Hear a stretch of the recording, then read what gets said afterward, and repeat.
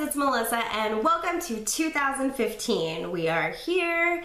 I hope you all had a very happy New Year's, and in lieu of doing a December faves and fails, as I'm going to be doing my 2014 most reached for products. So these are the items that I am always grabbing for, in whether it's part of my daily routine or whether it's just items that I always go back to. They're kind of like my tried and trues. I don't want to say they're my holy grails or they're my favorites, but in a sense they kind of are, because these are the products that I know work for me, and so they're constantly the ones that I am reaching for. So I have a whole variety of things, from makeup to a little bit of skincare and then some extra kind of like bonus stuff. But the thing was, when I was going through this, is I was going to try to break it down by category, and certain items or certain categories, I didn't have any items that fit in it. For example, lip products, I'm always rotating through lip products, so I had nothing that was really my most reached for lip product as far as lip liners, but I will get to that later. But there were other ones where I didn't just want to fill a category, because I'm always rotating. Certain things like eye primers, I'm always rotating through eye primers and just like constantly changing it, so I didn't have anything that was my most reached for there. So this isn't broken down into category, although I am going to kind of go through it how I go, like, put my face on, but not every step that when I do my makeup is going to have a product for it. So I hope that makes sense. I have a lot of stuff to mention, so let's just get right into it. This is probably going to be a long video. Sit back, relax, grab a drink, and let's get to it. First thing I want to start with, and this is kind of a winner by default, but I'll let you kind of decide how you feel about it. This is the Urban Decay De-Slick XL Oil Control Makeup Setting Spray, and it looks like this. This is my most reached for setting spray. One, because it's the only setting spray that I own. So whenever I set my makeup, this is what I reach for. Now, the thing with it is I have not felt the need to buy a different one. So take that as you will. It wins by default, but it works well enough for me in that it controls my oil and it keeps my makeup looking fresh and sets it, that I haven't felt the need to go out and try another one. So absolutely my most reached for product. I still probably have probably about here left, so a little less than half left of this. Now, I don't use this every day because I don't wear makeup every day, but I do use this almost every time that I do wear makeup, and I still have quite a bit left on this, so this does last a long time. I may, just to try something else once I finish it, purchase a different setting spray, but it's really no effect on that, in that it works for me, I like it, so I continue to use it. All right, moving on to foundation. I have a couple that I want to mention, and the first one is my tried and true. This is my absolute favorite foundation, and it is the Revlon Colorstay Whipped Foundation. It's in the jar like this, and I have this in the shade 200 Sand Beige. Now, this foundation, I don't believe it has an SPF in it, which is what makes it really great for flash photography. I recommended this to a friend of mine when I did her makeup for her wedding, and she ended up like loving it, and she has repurchased it, or she continues to use it. So this has a great coverage. It's a thicker formula, so it has really full coverage on it, and I feel like it gives you a natural kind of finish. It's not quite dewy, it's not quite matte, but it's a very natural finish to the skin, and because there's no SPF in it, which is bad for you know, like daytime wear of it. If you're wearing it to something like a wedding or an indoor function, not having an SPF is fine. And it's also great for flash photography, because you're not going to get the flashback that an SPF would give it. Another foundation of mine that is my absolute favorite that I'm actually currently wearing is the Covergirl Outlast Stay Fabulous 3-in-1. And I have this in the shade 832 Nude Beige. Right off the bat, I love that this has a pump. Many foundations from the drugstore don't come with a pump, which is incredibly annoying, but this one does. This one does, but the only thing is that it makes the cap so incredibly dirty. I tried to clean it because I was going to show it on camera, but it just gets so filthy, and I don't know what it is about this product, but it just makes this so filthy. I love the coverage that this provides. This has a foundation plus a, it's kind of like it has a primer built into it, gives you all day flawless coverage.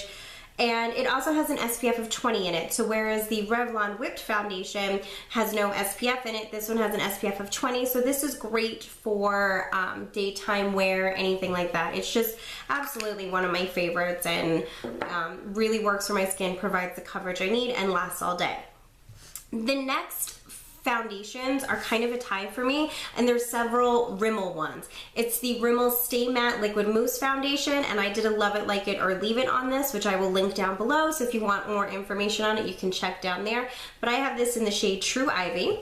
And then the Rimmel BB creams, whether it's the BB Matte or the regular BB cream, I reach for these all the time. In the summer, these are what I was wearing because they just provide a nice, like, light coverage, but enough coverage for what I need, and they both have sunscreen in it. What's weird is the regular BB cream has an SPF of 25, and the matte one has an SPF of 15, which is kind of strange, but they're both great products. They're both, all three of them have 1 fluid ounce in them, even though they're all different size tubes and it looks different, but they are really great. Drugstore, highly recommend them, and I have both of these in the shade Light.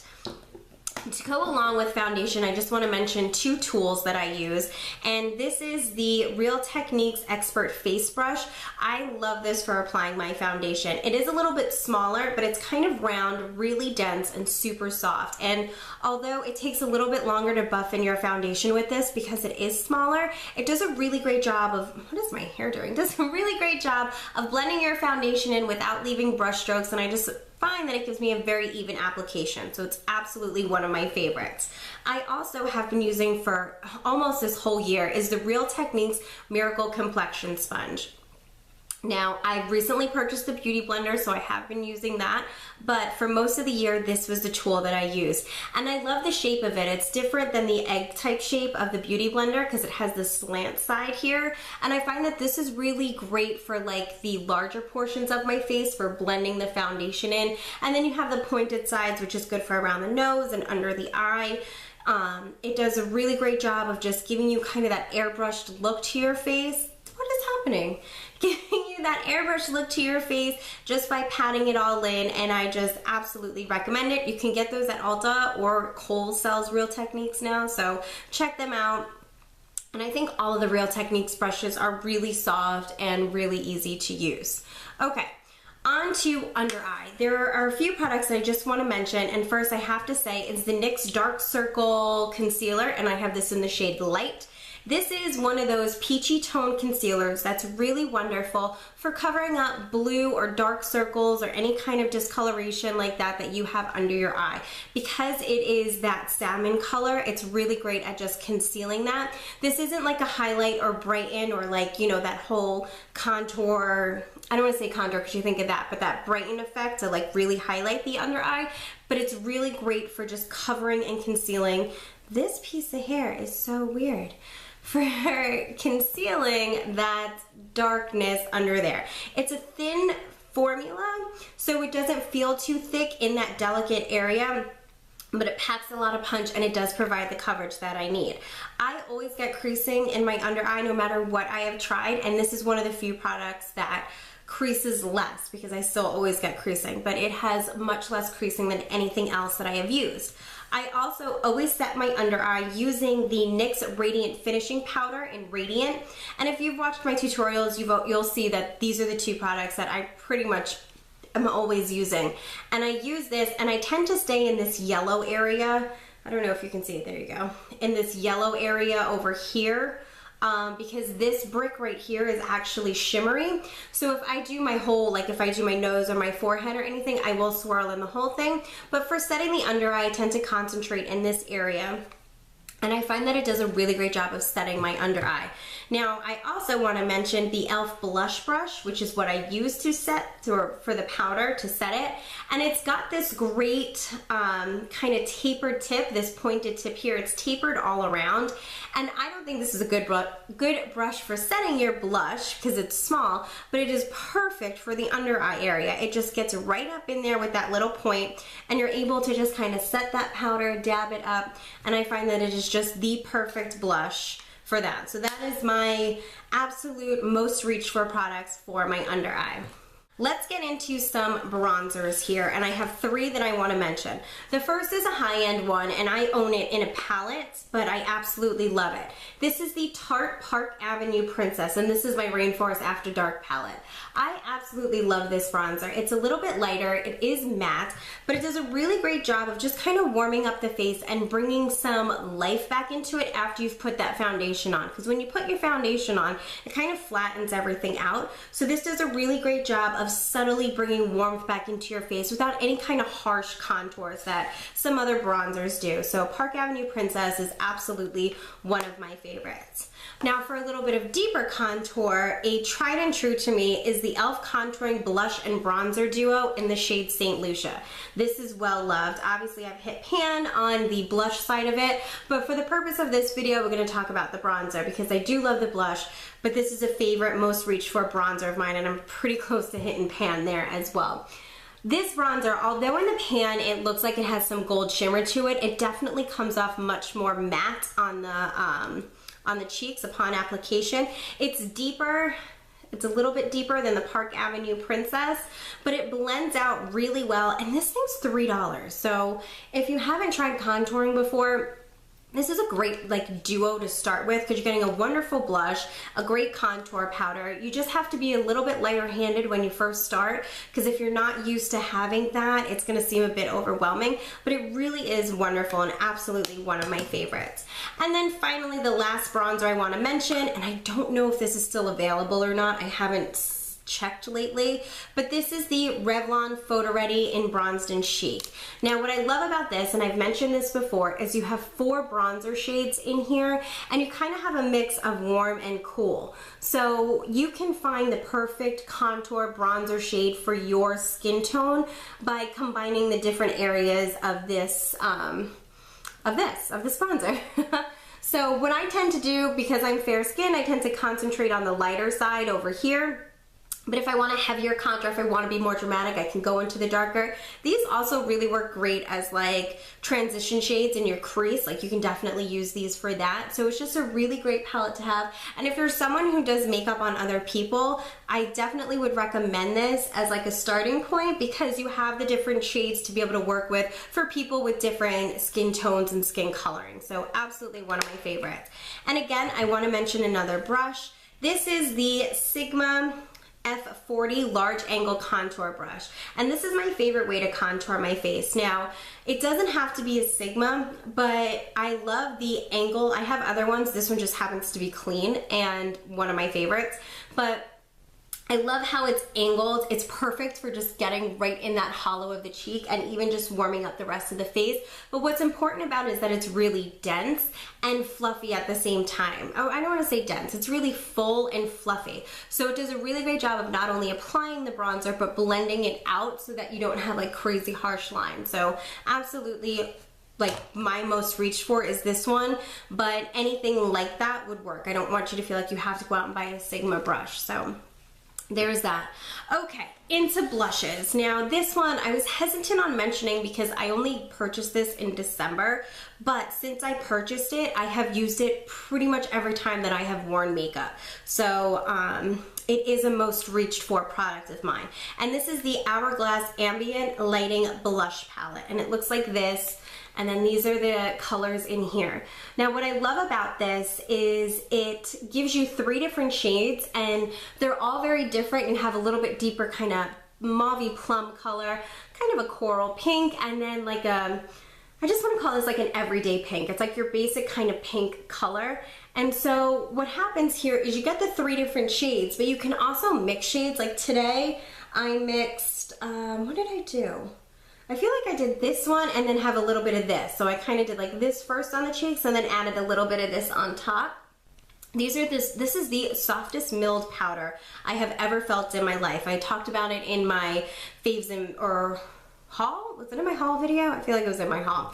But this is so softly milled. It's just like so soft to just touch it. And this gives you that great glow from within without like being sparkly or chunky or anything like that. It just really does a good job of bringing life to your cheeks and giving you that glow without looking like you're wearing tons of glitter on your face. So that's why I like it. I also really like that this kind of palette with the different shades in here can take you through the year. You have kind of the deeper color here, which is great for fall and winter, but then you have this bright color here, which is awesome for spring and summer. So, and then you kind of have one that's great all year round. So it can take you throughout the year. It's not like one blush where you feel like, oh, this is a bright coral and I can only wear this in the summertime. You kind of will get used throughout the year with this. So I know this is a high-end, kind of more expensive item, but I absolutely have been loving it and definitely one of my most reached for products of 2014. For drugstore blushes, Maybelline really hit it out of the park for me this year, and they came out with these Master Highlights. I have two of these. I have Coral and Pink Rose, and these give a similar effect to the Hourglass in that they give you that lit from within kind of glow to it because they have these lighter kind of shimmer bricks. It's almost that marble type texture that that the Hourglass blushes have, but this isn't as smooth feeling as that is, but it really is a great product. I love both of them, and I think they last really well on the cheeks, and I absolutely reach for both of these constantly. They're again, my most reached for. Maybelline also hit it out of the park with me with their Master Glaze sticks. These are their like blush sticks. It's a cream product, and I have the shades Just Pinched Pink and Pink Fever. So Just Pinched Pink is more of like a natural color. I feel like this would appeal to more people because it's a safe color, and it's just kind of like a baby pink. And then Pink Fever is like a magenta blue toned kind of pink, and this can be a little intimidating. There it is right there. But when you blend it out, it's just so beautiful on the cheeks. Both of these glide on so smooth, and what I love is that they don't mess up your foundation underneath. Sometimes you apply a cream product and it can mess with your foundation or anything that you've already applied. This doesn't do that. It glides on really smoothly. It's really easy to blend. It has great staying power on it. Sometimes I just like dab it on and blend it out with my cheeks, or sometimes I blend it out using the e.l.f. Small Stipple brush, which is another most reached for product. I love this for cream anything. When it's the blushes like these, if it's a cream contour, a cream highlight, this just has little magical powers in it that it does a great job of blending out those cream products without budging anything underneath and just giving you that even application. Even though it's a stippling brush, you can do like blending out motions with it, and this has a $3 price tag on it, so it's a fantastic brush. One more thing for the face that I want to give a shout out to is the Coastal Scents Eclipse Concealer Palette. I got this in a BoxyCharm in October, I think it was, and I have used it every time I've done my makeup since then. It looks like this. Whoops. It looks like this, and at first I was like, oh, I'm totally not going to use it. Like, I'm not going to use all the shades in here. I know I'm going to hit pan on some shades first, but what I have found is certain parts of my face require different colors for concealing, and so I'm able to get that with this palette because I have the different shades, lighter, darker, a little bit more yellow, a little bit more pink, and I'm able to combine colors together to get the correct concealing shade that I need, whether I'm covering a blemish, whether I'm trying to highlight under here. And then I even use these dark shades here for a cream contour, and I did that today. I use it for a cream contour and then apply a powder. I had to think for a second. I apply a powder over it to get more staying power on it. So is this the best concealer product out there? No, but it works on me. It is a thicker formula, so it does a really good job of concealing, and I don't find that it breaks down on me quickly, and I just really have been enjoying it. So I absolutely have been reaching for that consistently throughout 2014 since I got it in October. Moving on to eyes, eyeshadows, I have a lot, so I'm going to save that. I'm going to get some other products out of the way first. And first I want to start with my eyebrows. I have a really hard time with my eyebrows, and I don't think I've actually ever talked about this product on my channel. I don't think that I have, but the problem with my eyebrows is they're very dark naturally. And anytime I use a dark brown or, a very dark brown or anything like that, it always has like a red undertone to it or a hint of red to it, or it's too warm, and so it just does not look natural in my brows. It'll come off so red looking because my brows are so dark. And then if I go to a black kind of pencil, then it just looks like cartoon eyebrows that are just so stark black that it doesn't blend very easily. So I've I've started using powders, because almost like a blackish kind of powder or deep gray kind of powder, and that's what I find works the best for me. However, I've been using this. This is the Lorac Pro Brow Pencil, and this is in the shade Slate. Has a spoolie on one end, and then this is the thin pencil on the other end. I love how thin it is because it's really great for making those kind of hair-like strokes on it. But what I love, and I'm gonna swatch it here for you, is it's kind of an off black. It's not quite gray and it's not quite black. It's a step below being black, so it doesn't look as harsh in my brows. So definitely one of my most reached for products because it's really worked for me. Now, is this the best brow product on the market? Maybe not. I'm not 100% sure. I haven't used the Anastasia Brow Wiz that everybody on YouTube talks about, but this works for me, and I will continue to use it until I don't have any more, and then maybe at that point I'll try for something else. But I'm afraid to go to something that's like ebony or anything because I feel like it'll be too dark, and just the off blackness of this really works for my eyebrow color. So definitely a most reached for product. Eyeliner I want to mention, I have a few gel eyeliners, but I always find that I'm reaching for this one, and it's the Essence Gel Eyeliner in Midnight in Paris. It's a very matte black. It glides on smooth, it sets, it doesn't budge, it works, and it's a really inexpensive price tag on it. So definitely a most reached for. And what I love is I got this year this Makeup Geek bent liner brush. It looks like this, and I was so intimidated by this when I first purchased it. I was like, how am I gonna apply this eyeliner with this bent tip? Like, I'm not gonna know what to do with it. It makes it so much easier. Like, I saw Marlena on Makeup Geek talk about how it makes the application of the eyeliner easier, and boy does it. Like, I absolutely love it. It's just something about the way that it's bent, the angle that it's bent at, it makes it so easy to just get right in there and draw that lash line. So definitely two of my most favorite reach for products. Another eyeliner, and I really have no idea why I gravitate towards this, but every time I want a tight line, I use my Jane water-resistant eyeliner pencil in black. It's just a mechanical pencil, and I guess I think it has magical powers because it's what I always use. It's a blackest black, it stays in my waterline, doesn't budge, doesn't bleed out or tear out of my eyes, doesn't cause any kind of irritation. It stays put, and it does a great job. For mascara, there's two that I want to mention, but I'm out of one of them, so I'm going to try to insert a photo. And that one is the Covergirl Clump Crusher. It's definitely a most reached for, and one that I recommend to people when they're looking for a mascara, because it does a really great job of kind of separating your lashes. It's not the kind of mascara that's going to give you full-on, long, like voluminous lashes, but it does a great job of giving you kind of a great natural lash, and I absolutely love it. I'm not going to repurchase it because I have some more that I'm working through, but I highly recommend it, and definitely a most reached for mascara. On the other side of it, for those va va voom kind of lashes, I love the Too Faced Better Than Sex mascara, and I'm almost out of this, and I'm so sad. I was using it today, and I can feel that it's definitely drying out on me.